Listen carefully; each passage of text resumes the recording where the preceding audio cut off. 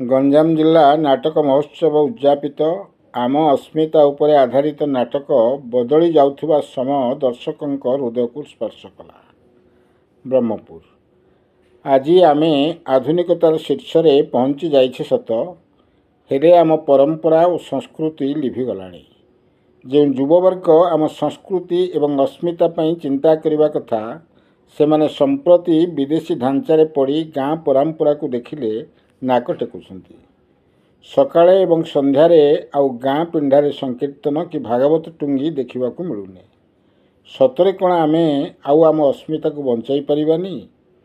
एमिति किछि घटना वस्तु को नहीं ड्रामा लभर कृष्ण पंडा रचित एवं निर्देशित आम अस्मिता को बहन करुवा नाटक बदली जाउथुबा समय परिवेषण होइथिला गंजाम जिला कलाकार संघ द्वारा आयोजित एकम गंजाम जिला स्तरीय नाटक महोत्सवर उद्यापनी संध्यारे।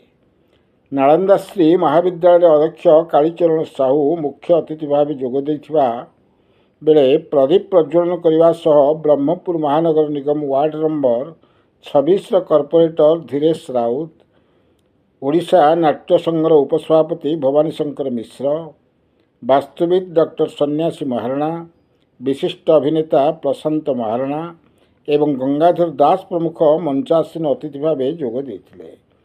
संघर साधारण संपादक डॉक्टर मिहिर कुमार त्रिपाठी स्वागत भाषण एवं अतिथि परिचय प्रदान करथिले। सभापति शंकरचरण सावत मंचासीन थिबा बेले सभा को अध्यक्षता करथिले संघर उपदेष्टा तथा वरिष्ठ सांबादिक विघ्नेश्वर साहू। सह संपादक अजित पाढ़ी धन्यवाद अर्पण करथिले। तापस पाणिग्राही एवं सुनंदा राणी साहू सांस्कृतिक कार्यक्रम संयोजना करथिबा बेले उपदेष्टा स्वर्णप्रभा पाढ़ी, नाट्यकार त्रिपति नायक, दुर्गा प्रसाद आचार्य, नाट्यकार प्रदीप मदन मिश्र, प्रचार प्रसार संपादक सुदीप साहू, मनोज दंडपाठ, गिरिजाशंकर दास, कैलाशचंद्र पाणिग्राही, रवींद्र कुमार नायक, सरोज कुमार बारिक, विनायक होता, प्रदीप पट्टनायक, सदस्य अरुण कुमार शतपथी, आईन परामर्शदाता विघ्नेश्वर नायक प्रमुख सहयोग करथिले। ब्रह्मपुर सुनील विश्वास रिपोर्ट क्रांतिधारा।